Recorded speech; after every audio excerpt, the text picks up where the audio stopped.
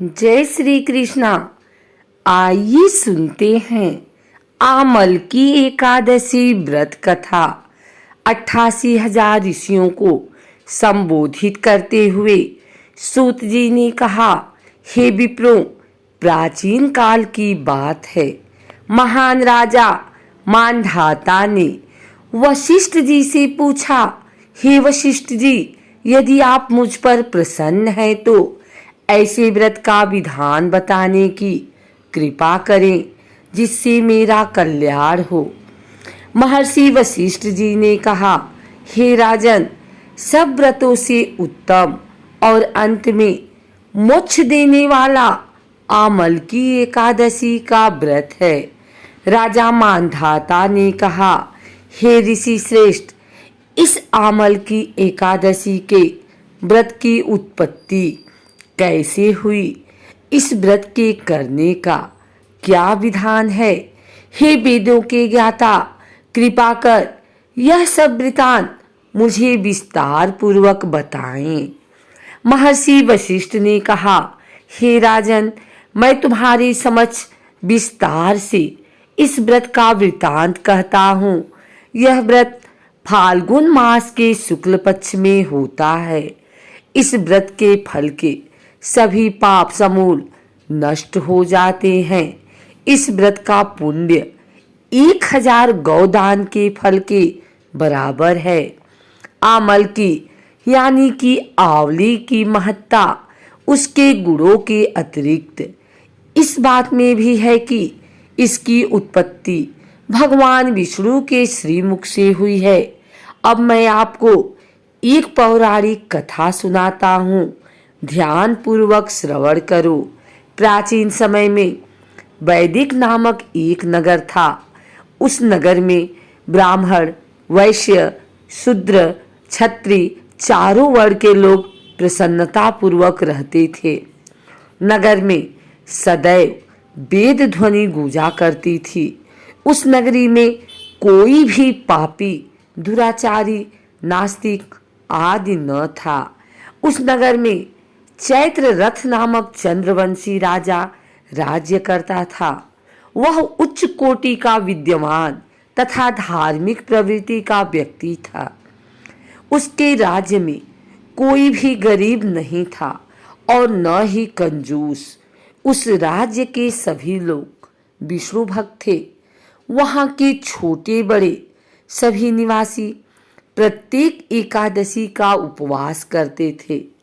एक बार फाल्गुन माह के शुक्ल पक्ष की आमल की नामक एकादशी आई। उस दिन राजा और प्रत्येक प्रजाजन, वृद्ध से बालक तक ने आनंद पूर्वक उस एकादशी को उपवास किया।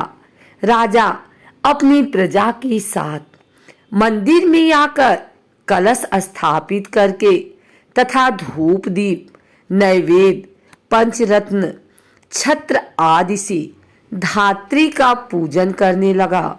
वे सब धात्री की इस प्रकार स्तुति करने लगे, हे धात्री, आप ब्रह्म स्वरूपा हैं। आप ब्रह्मा जी द्वारा उत्पन्न हो और सभी पापों को नष्ट करने वाली हैं। आपको नमस्कार है। आप मेरा अर्घ्य स्वीकार करो। आप श्री रामचंद्र जी के द्वारा सम्मानित हैं। मैं आपसे प्रार्थना करता हूँ, मेरे सभी पापों का हरण करो। उस मंदिर में रात को सभी ने जागरण किया। रात के समय उस जगह एक बहेलिया आया। वह महापापी तथा दुराचारी था। अपने कुटुंब का पालन वह जीव हिंसा करके रहता था। वह भूख प्यास से अत्यंत व्याकुल था।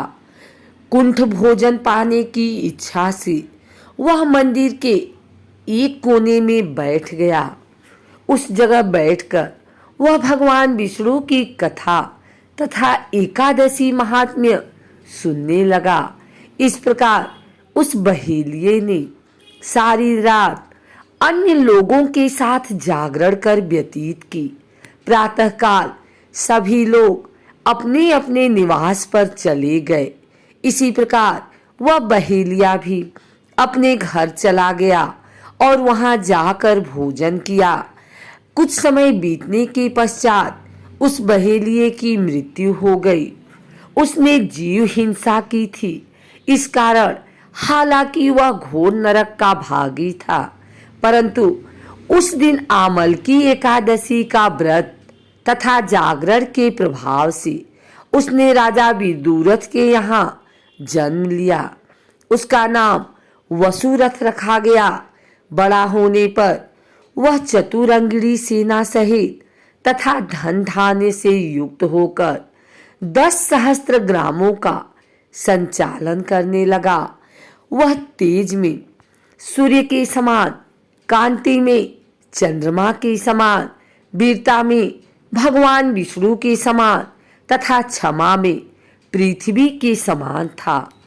वह अत्यंत धार्मिक, सत्यवादी, कर्मवीर और विष्णु भक्त था। वह प्रजा का समान भाव से पालन करता था। दान देना उसका नित्य का कर्म था। एक बार राजा वसुरथ शिकार खेलने के लिए गया। दैवयोग से वन में वह रास्ता भटक गया और दिशा का ज्ञान न होने के कारण उसी वन में एक वृक्ष के नीचे सो गया। कुछ समय पश्चात पहाड़ी डाकू वहां आए और राजा को अकेला देखकर मारो मारो चिल्लाते हुए राजा वसुरथ की ओर दौड़े।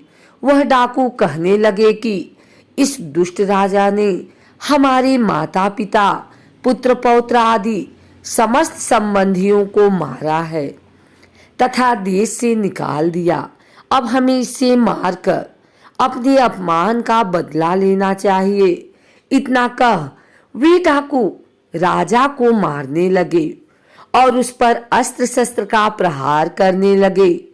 उन डाकुओं के अस्त्र शस्त्र राजा के शरीर पर लगते ही नष्ट हो जाते और राजा को पुष्पों की समान प्रतीत होता। कुछ देर बाद प्रभु इच्छा से उन डाकुओं के अस्त्र शस्त्र उन्हीं पर प्रहार करने लगे, जिससे वे सभी मूर्छित हो गए। उसी समय राजा के शरीर से एक दिव्य देवी प्रकट हुई। वह देवी अत्यंत सुंदर थी तथा सुंदर वस्त्रों और आभूषणों से अलंकृत थी। उसकी भ्रिकुटी टेढ़ी थी। उसकी आंखों से क्रोध की भीषण लपटें निकल रही थी। उस समय वह काल की समान प्रतीत हो रही थी। उसने देखते ही देखते उन सभी डाकुओं का समूल नाश कर दिया। नींद से जागने पर राजा ने वहां अनेक डाकुओं को मृत देखा। वह सोचने लगा, किसने इन्हें मारा? इस वन में कौन मेरा हितैषी रहता है? राजा वसुरथ ऐसा विचार कर ही रहा था कि तभी आकाशवाणी हुई, हे राजन, इस संसार में भगवान विष्णु के अतिरिक्त तेरी रक्षा कौन कर सकता है? इस आकाशवाणी को सुनकर राजा ने भगवान विष्णु को स्मरण कर उन्हें प्रणाम किया। फिर अपने नगर को वापस आ गया और सुखपूर्वक राज्य करने लगा। महर्षि वशिष्ठ ने कहा, हे राजन, यह सब आमल की एकादशी के व्रत का प्रभाव था। जो मनुष्य एक भी आमल की एकादशी का व्रत करता है वह प्रत्येक कार्य में सफल होता है और अंत में वैकुंठ धाम को पाता है। भगवान श्री हरि की शक्ति हमारे सभी कष्टों को हरती है। यह मनुष्य की ही नहीं अपितु देवताओं की रक्षा में भी पूर्णतया समर्थ है। इसी शक्ति केवल से भगवान विष्णु ने मधुकैटभ नाम के राक्षसों का संहार किया था। इस शक्ति से उत्पन्ना एकादशी बनकर मूर नामक असुर का वध करके देवताओं के कष्ट के हर कर उन्हें सुखी किया था।